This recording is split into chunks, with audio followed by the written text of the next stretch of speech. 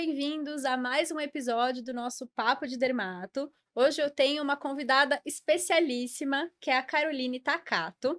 Ela é médica e dermatologista pela Faculdade de Medicina da USP.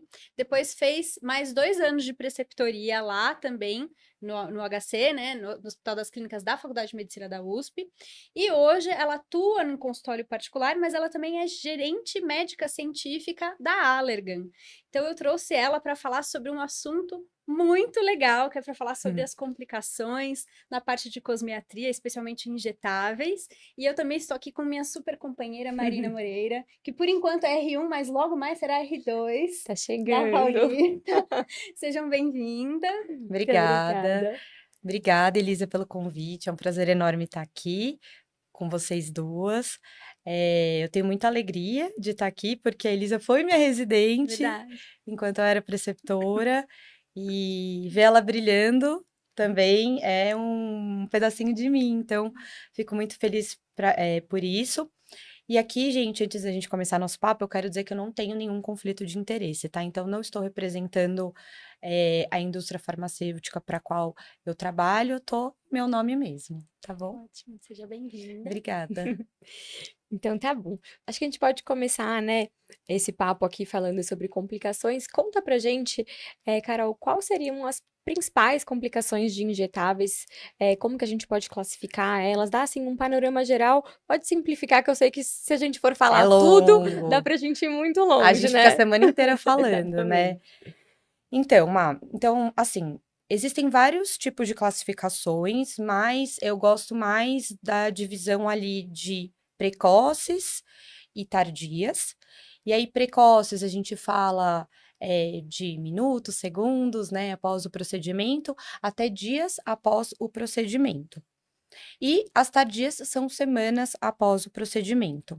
Por que é importante a gente fazer essa divisão, né? Porque, de acordo com elas, a gente vai fazer a conduta terapêutica mais adequada. Além dessa divisão entre precoce e tardias, nós temos a divisão segundo a etiologia. E aí, etiologia vascular versus não vascular. E por que que tem um lugarzinho só para o vascular, né? Porque é uma etiologia, assim, de complicação grave, né? Então, que a gente precisa intervir rapidamente. E, no geral, as complicações vasculares, elas estão juntas com as precoces, né? Então, entre as precoces, se você pensar, a gente tem as complicações vasculares, que aí é uma estrelinha, né? Que acaba ficando isolada por ter um risco aí potente a ter danos, né? Para o paciente. Mas a gente também tem, nessas complicações precoces, outras coisas. Então, a gente tem complicações que podem ser por conta do tratamento especificamente, então inerentes ao tratamento. Então, edema, hematoma, sangramento, essas são complicações precoces também. Nós podemos também ter complicações da ordem de infecções, então, que são abscessos flutuantes ou não flutuantes. E aí, cada uma delas, nós teremos uma conduta terapêutica diferente. Falando nas complicações tardias, aí nós vamos ter deslocamento do produto ou acúmulo de produto numa área que não deveria ter. Então, por exemplo, se você pensar que você fez um preenchimento de olheira muito superficial, aquilo ao longo das semanas, meses, pode gerar um acúmulo de produto ali e ficar visível, que a gente pode chamar de efeito Tyndall. Então, essa pode ser uma complicação tanto precoce quanto tardia, mas acúmulo de produto pode acontecer independente da efeito Tyndall ou não. Além disso, quando a gente fala das complicações tardias, a gente vai pensar muito também na entidade nódulos. Tá? E aí, esses nódulos, eles são divididos em inflamatórios e não inflamatórios, tá? Nos nódulos, tanto inflamatórios quanto não inflamatórios, a conduta é mais ou menos a mesma, tá, Má? Porém, eu gosto desse nome porque, assim, o inflamatório, na verdade, ele me remete mais a ter alguma contaminação ali, a talvez ter uma formação de biofilme, e aí a conduta terapêutica do ponto de vista de tratamento, eventualmente de infecção ou de contaminação, ele tem que ser destacado. tá? Então, acho que é mais ou menos assim que se dividem as complicações.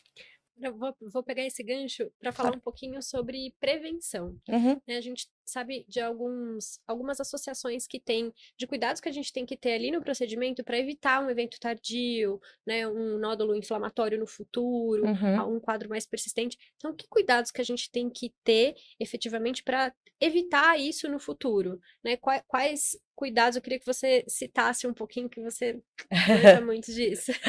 Imagina, que isso. Então, eu falo sempre para os pacientes, e até para os profissionais com quem eu converso, que um procedimento estético, ele não é só a hora do procedimento. Nós, como técnicos, né, porque a medicina é técnica, a gente fica muito assim, não, eu preciso fazer assim, colocar cano laçado, nananã, etc. Mas a gente pensa muito só nessa hora. E a gente esquece que o procedimento começa semanas, meses antes do procedimento, aí tem a hora do procedimento e tem o depois do procedimento. E eu sempre explico isso para os pacientes. Por quê? Porque, por exemplo, quando eu oriento, vamos lá, eu indiquei um preenchimento labial para um paciente. Então, além de uma anamnese muito bem feita, para a gente detectar possíveis agentes que poderiam facilitar complicações, medicações, esse tipo de coisa, é também importante que eu informe esse paciente de estar preparado para o dia do procedimento. Então, por exemplo, eu oriento que ele não faça nenhum tratamento dentário perto do procedimento, tanto antes quanto depois. Eu oriento para ele não tomar vacina. Então, semana retrasada, teve uma paciente que ia fazer um preenchimento comigo e ia tomar vacina de dengue. E aí eu falei, não vou fazer. Ela, então tá bom, então eu não vou tomar vacina hoje. Então eh, ela até, retirou o agendamento da vacina. Então, esse tipo de coisa, né, de informar para o paciente tudo que tem que ser feito antes é super importante, mas também já informá-lo tudo que será feito depois. Então, o paciente, ele tem que entender que a gente colocou um implante nele. Tá? Então, por exemplo, ácido hialurônico, bioestimuladores, é um produto que ele vai ficar ali. E aquele produto que fica ali, se ele entra em contato com uma bactéria, vai formar o que a gente chama de biofilme, que é muito difícil o tratamento. Então, ele tem que entender que no pós-procedimento, até 48 horas depois do procedimento, ele não pode ficar encostando na área tratada, ele tem que evitar, por exemplo, beijo, abraço. Eu já amei muito encontro dos meus pacientes, muito mesmo. Eu falei, não vai, não vai. Você que sabe, né? Então, assim, eu converso muito sobre isso. Hoje a gente tem muitos bichinhos de estimação, então eu oriento não fazer procedimento, evitar, né, lambida, esse tipo de coisa, né, nas 48 horas depois. Eu falo também para evitar a maquiagem, realmente, assim, não usar a maquiagem até, meninas, do skincare. Eu falo para suspender mesmo, porque assim, o potinho ali do hidratante dele tá aberto, sei lá quantos dias. Então, existe uma chance de contaminação ali nos próximos dias que eu não quero.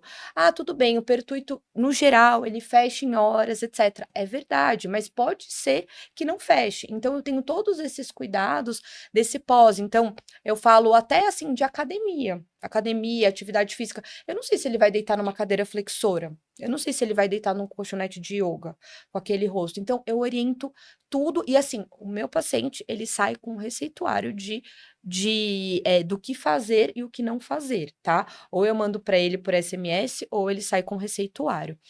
E aí, durante, né, o procedimento, a gente tem algumas coisas, né? Então, assim, eu já falei, né, toda vez que a gente vai evitar complicações, a gente pensa num tripé: paciente, produto, técnica e injeção. Então, o paciente a gente já falou da anamnese, etc.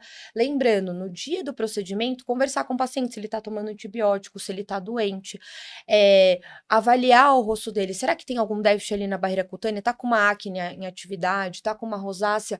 Se estiver, gente, existem estudos que mostram que aumenta a chance de complicação com a barreira cutânea afetada. Então, aí a gente contraindica. Aí a gente vai fazer, né, o tripé, falando de produto. Então, escolher o produto adequado para a gente evitar complicação. E quando eu falo escolher do produto adequado, eu falo de várias coisas. Então, assim, esse produto que eu estou escolhendo é um produto que foi estudado? Ele foi estudado como? A gente só tem estudo in vitro dele, laboratório? A gente tem estudo de segurança dele em humano, num grupo grande, considerável? Tem estudos científicos de eficácia e de segurança? Então, isso tudo é bem importante, porque hoje, no mercado da estética, nós temos milhares de produtos e toda hora uma coisa nova, toda hora uma coisa nova. Mas as pessoas, elas muitas vezes se baseiam no que é novidade e pouco no que é científico mesmo. A gente precisa da ciência, né? Então, falando de produto, assim, escolher produtos que tenham estudos, né, que sejam de empresas sérias, isso é super importante. Mas quando a gente fala de preenchimento, lembrar que hoje ainda nós temos no mercado os preenchedores definitivos, por exemplo, o PMMA. Então, escolher um preenchedor que ele é biodegradável, que no caso de uma complicação ele eh, consegue ser retirado, é muito importante. Então, na escolha do produto, evitar produtos que sejam definitivos e permanentes. E aí, falando também de escolha de produto, é aquilo que o dermatologista tem que saber do lado técnico, que é assim, você precisa escolher o produto ideal para aquela área. Então, entender de reologia, entender G-prime, elasticidade, coesividade, absorção de água é super importante. Porque imaginem, se você escolhe, por exemplo, um produto que ele é difícil de deformar, ele é difícil de espalhar, ou seja, alta elasticidade, alta coesividade, coloca esse produto na região da goteira lacrimal. O que, que vai acontecer? O produto vai ficar aparente. E aí, ao longo dos dias, das semanas, a gente tem uma complicação. Então, a escolha do produto é super importante. E aí, indo para outra parte desse tripé, técnica e injeção. E se eu fosse escolher uma coisa só para falar de técnica e injeção, eu falaria de asepsia e antisepsia, tá? Então, assim, todas aquelas coisas, né, de tirar todos os adereços, tirar a maquiagem. Aí, assim, eu sou meio louca no consultório. Eu falo para lavar com clorexidine degermante.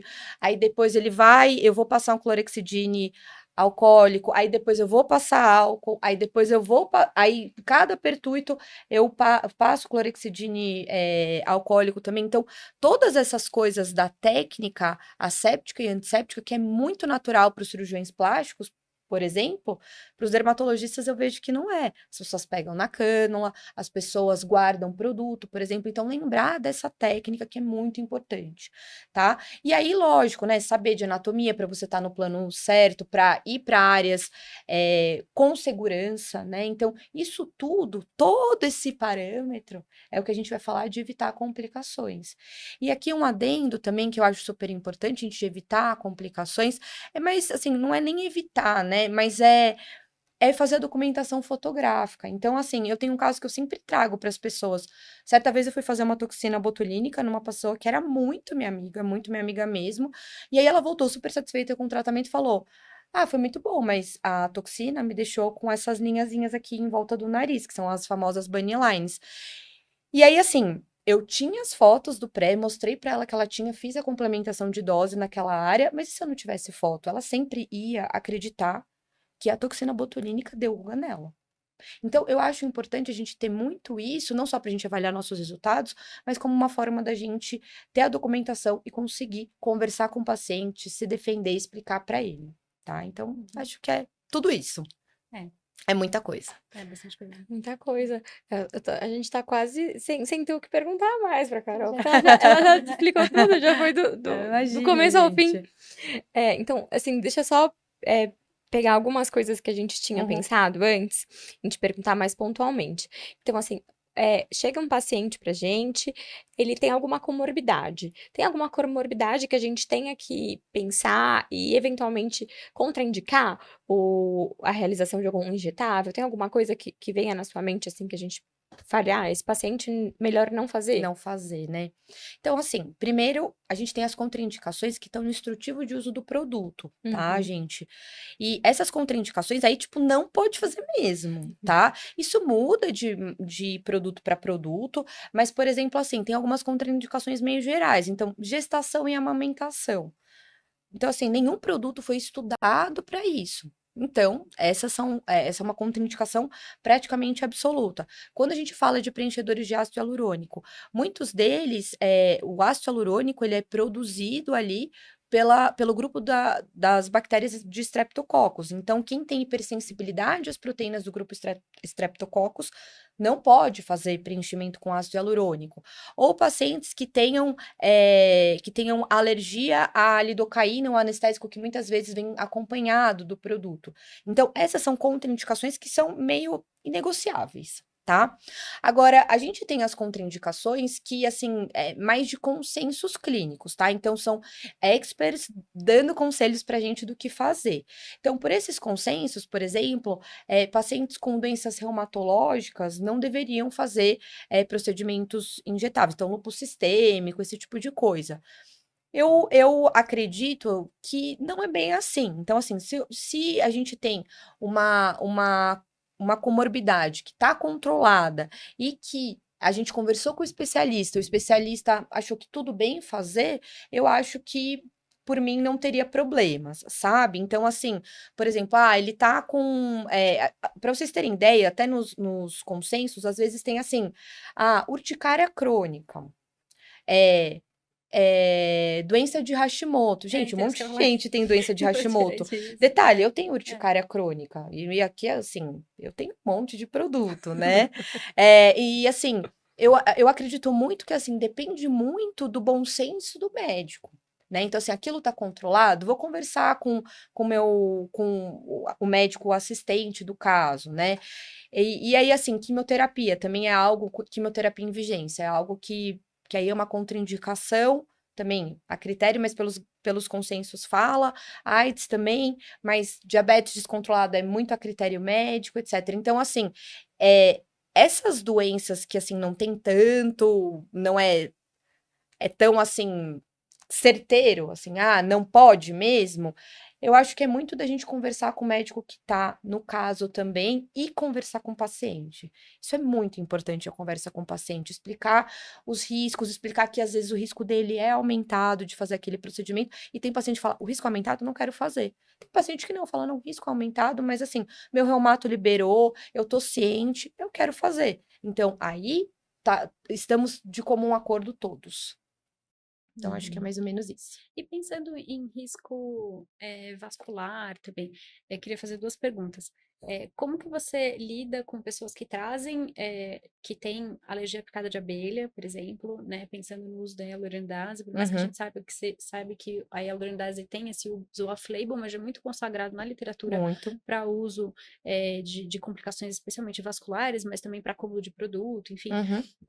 Queria saber como que você lida com isso e queria, se você pudesse comentar um pouco da discussão agulha versus cânula nessa parte de complicações vasculares também.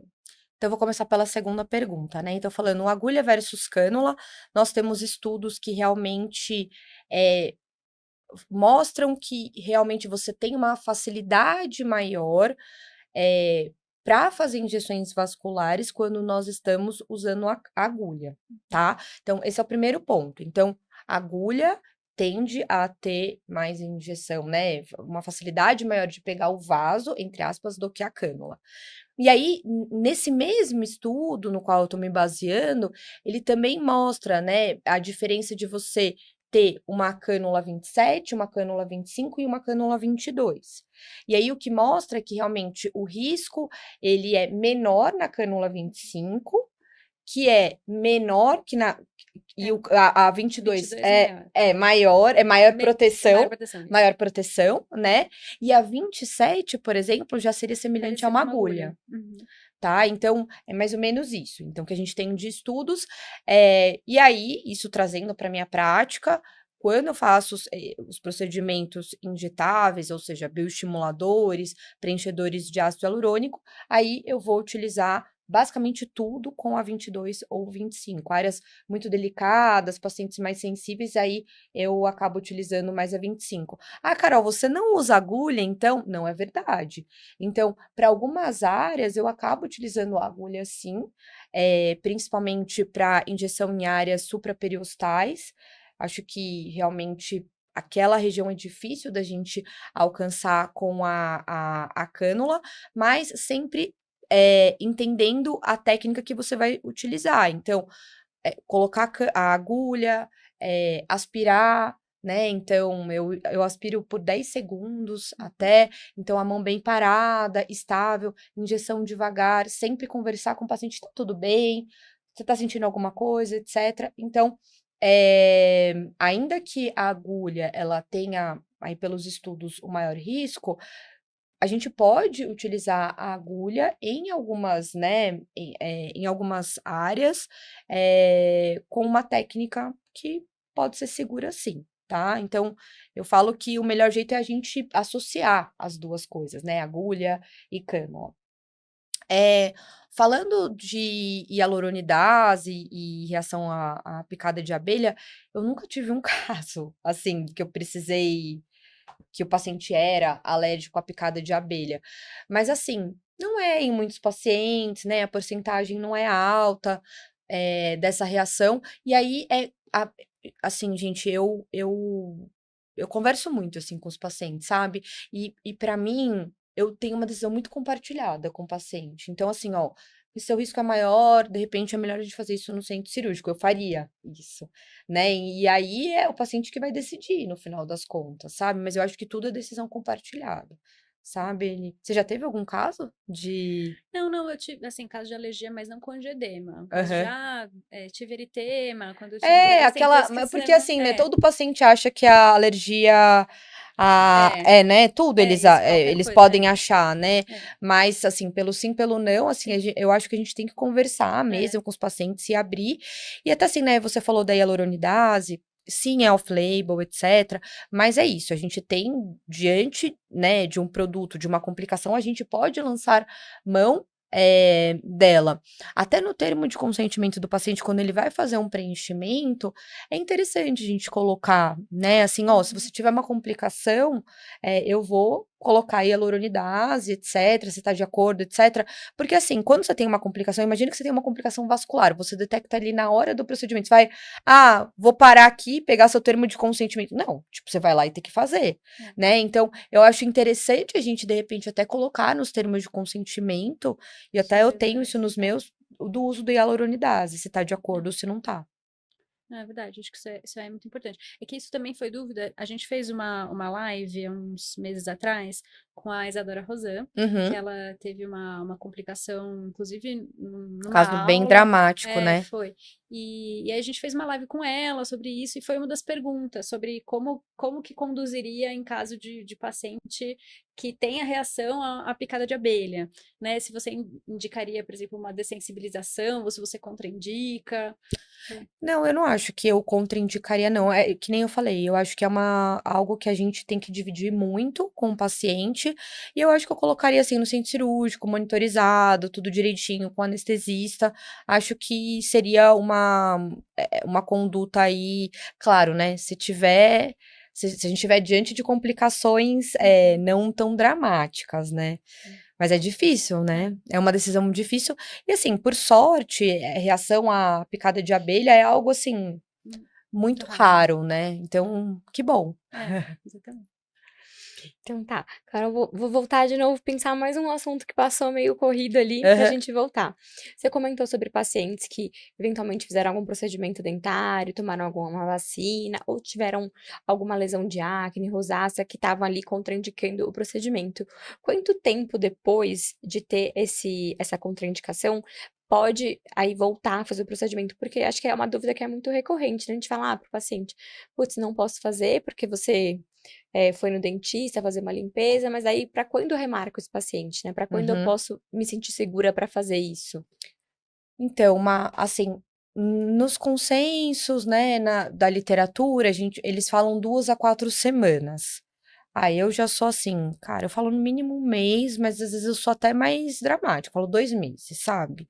Porque é difícil mesmo, né? Então, assim, basicamente isso, assim, de 2 a 4 semanas é o que tem de dado na literatura. Falando de lesão de acne, rosácea, etc., o paciente tá bem. E aí, muitas vezes o paciente tá bem, inclui você introduzir um skincare, muitas vezes uma antibiótico terapia. Então é algo que não é tão simples, né? Então, assim, é algo que vai acabar demorando um pouco mais.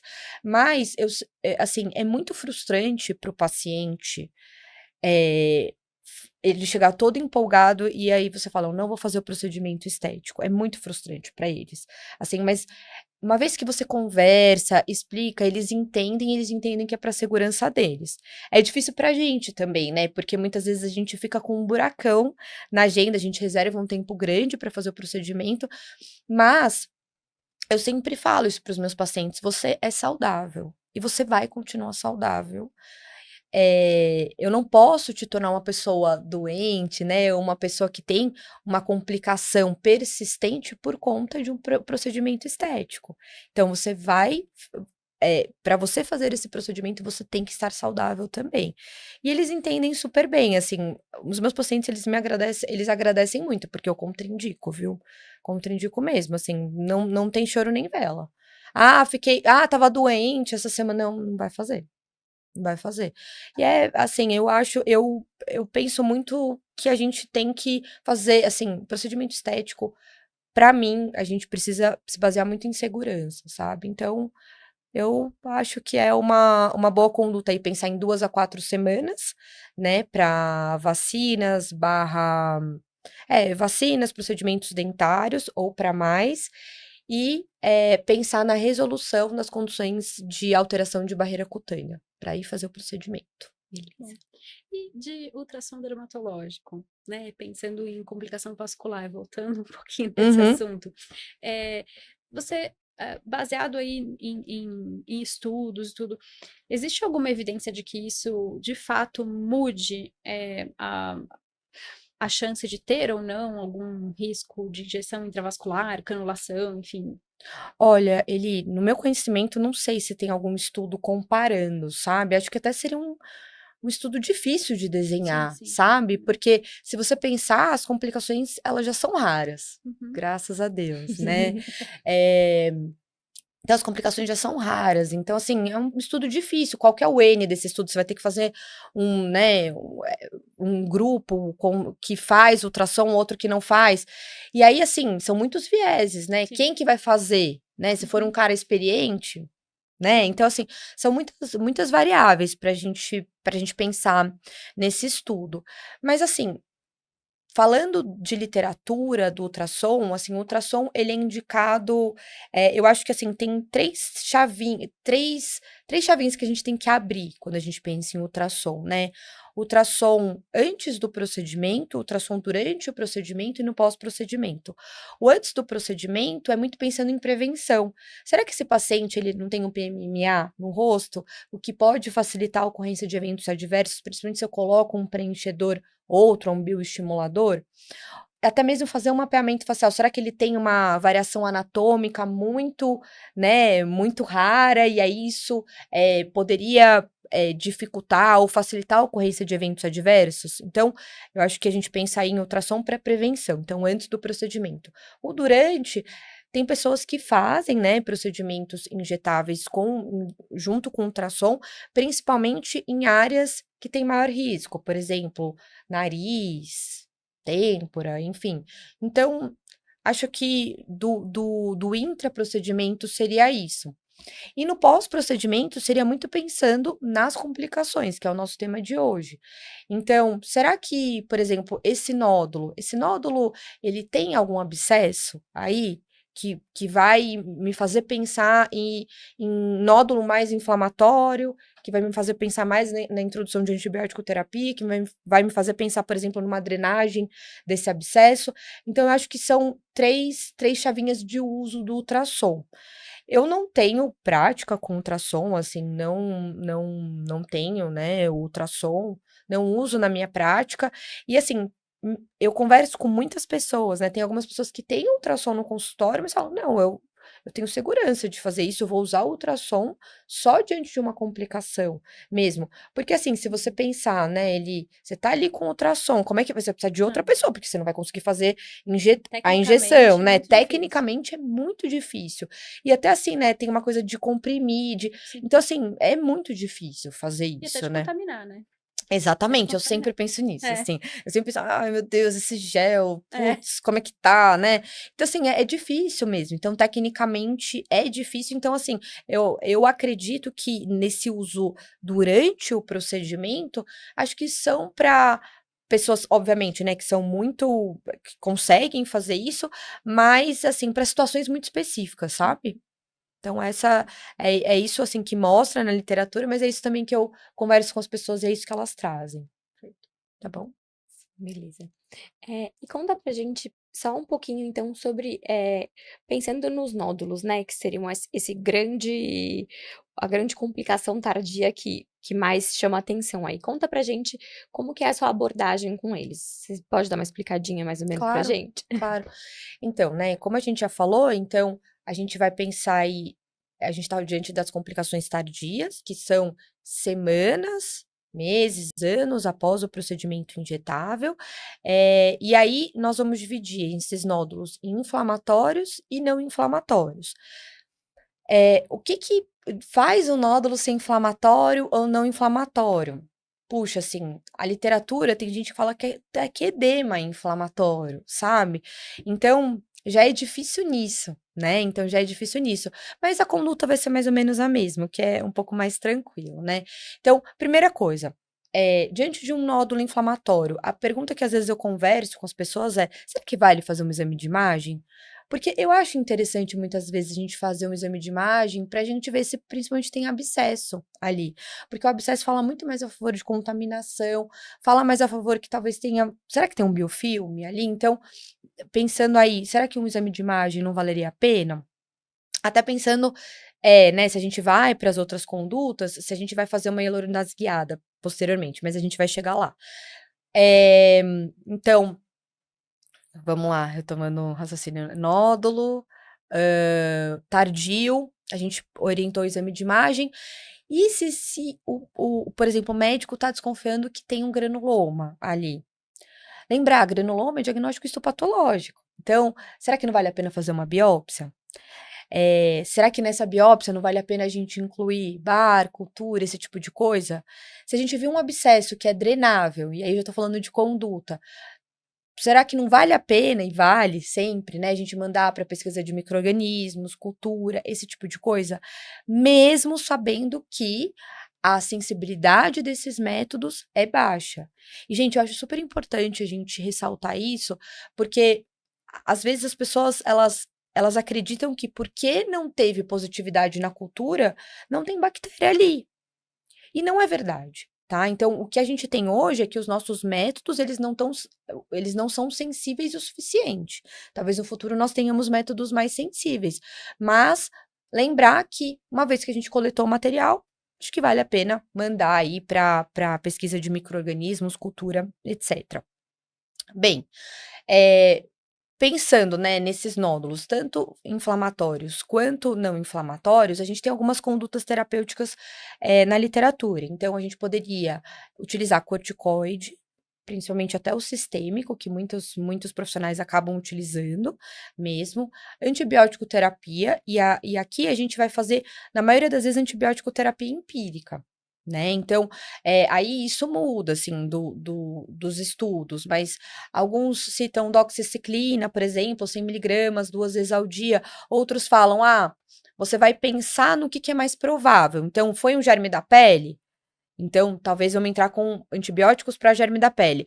O paciente tem sinusite crônica, né, sinusite de repetição, no final ele acabou diagnosticando uma ITU, né, então aí tratar de acordo com o germe, mais provável, né, então antibiótico terapia também entra, e aí também entra fazer hialuronidase.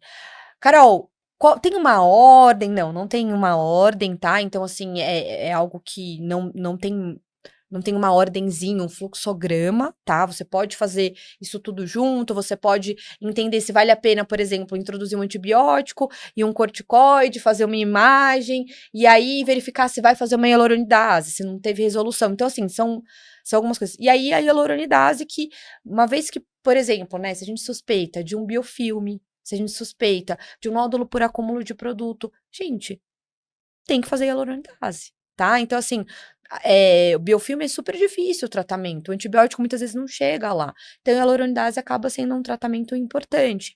E essa hialuronidase, claro, pode ser guiada por ultrassom ou não, tá? Então, acho que é mais ou menos esses passos da conduta terapêutica, e lembrando que a gente pode associar exames diagnósticos nesse ínterim. Tá certo. Uma dúvida a mais, assim, de quem não entende nada, né? De quem nunca teve que fazer uma hialuronidase num nódulo.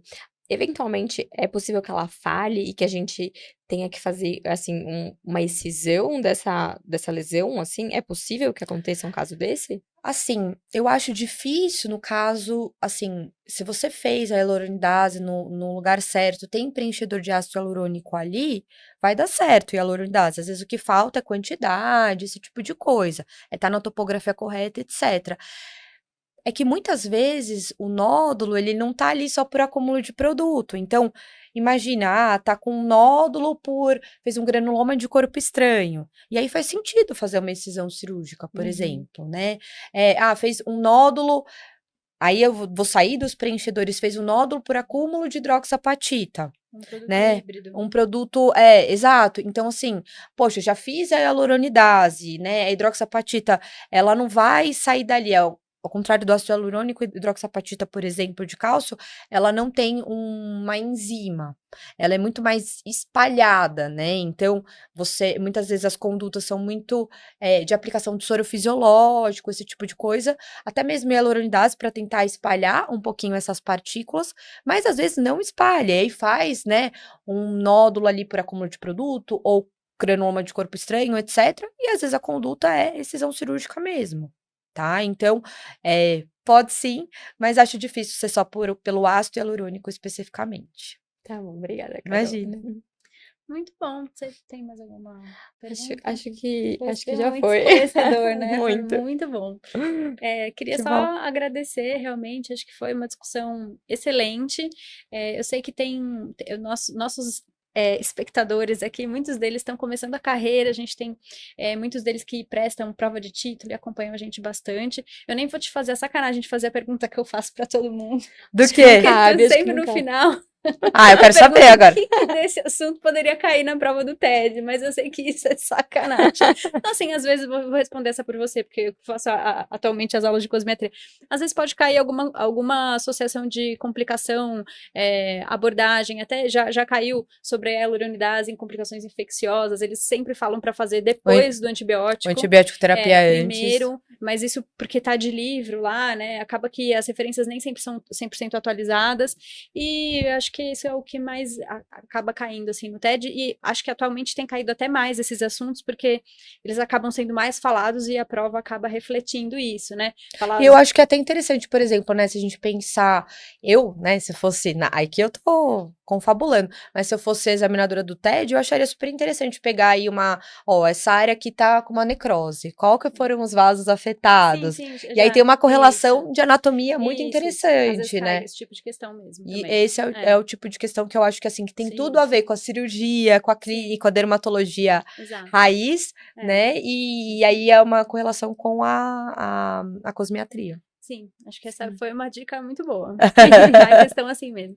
Mas eu acho que, independente de prova de título aqui, eu acho que a gente está falando muito de vida real, porque a gente vê muitas pessoas que são recém-formadas que estão ávidas ali por fazer procedimentos, que querem entrar no mercado de trabalho, ou até nem terminaram ali a formação ainda e já entram antes de terminar. E acho que é importante, a gente vê que muitos casos dão certo, né? A a maioria. maioria dos casos dão A certo. despeito de tudo, né? A despeito de tudo, a despeito de técnica que não é tão aséptica, a despeito de A despeito do não aspirar, paciente a não despeito do fazer paciente, nada. exato. Então, no final, muito, muito dá certo, sem muitas preocupações, mas eu acho que é importante a gente falar de um assunto de quando dá errado, e agora? Porque acho que uma grande diferenciação que a gente ouve muito falar, porque é médico, porque não é médico, porque isso. Mas no final, o que importa a formação ser de um médico se as precauções de um médico não Isso. estão sendo seguidas? Acho que Eu esse é um sempre, ponto eu sempre falo importante. isso, Eli. E não só as precauções, mas a medicina baseada em evidência Claro. mesmo, Uhum. sabe? Porque hoje em dia, no mercado da estética, a gente vê muito medicina baseada em evidência. O que eu acho? O meu protocolo. É o meu. Sim, cadê o estudo? A gente precisa disso. Se você é médico e não acredita em ciência, isso não te diferencia em nada. Desculpa. Assim, falar que o não médico, ele que é o terror. Não, desculpa, gente. Assim, a gente precisa fazer a medicina baseada em evidência, ler, estudar, se pautar em artigo científico, se pautar em seriedade mesmo na nossa prática, porque senão nós, cabeleireiro, é todo mundo igual, né? Então, assim, eu acho que a gente. Isso que você trouxe ali, assim, da formação, mas, assim, eu sempre me lembro disso, sabe? Tipo, poxa, eu tô aqui e eu preciso fazer diferente do que enfim, um profissional que não é médico, ou um profissional que nem é da área da saúde, porque isso tem na estética hoje, Sim. né? Então, se a gente não cultiva isso, de fazer a medicina baseada em evidência, em ciência, aquilo que eu trouxe para vocês, né, de sentar e estudar. Tem estudo disso? Quais são os estudos? É estudo em gente? Qual que é o N? Como que foi o desenho do estudo? Se a gente não sabe isso, não tem essa crítica, nós, nós não diferenciamos, Eu né? acho, e mais do que isso, eu acho que o paciente espera isso da gente, porque a gente fica como uma referência em aquilo que é baseado em evidência, naquilo que é o de melhor naquela terapêutica, de como fazer, como conduzir, e a gente vira essa referência, então a gente precisa se posicionar, né? Pegar para nós essa responsabilidade, mas fazer isso com responsabilidade, Sim, desde o começo, o durante e o final. com Então, acho que certeza. essa discussão é uma discussão importantíssima para quem está começando a carreira. Muito. E entender que a gente consegue prevenir complicação muito antes dela acontecer. Então, E nós somos agentes que tratam.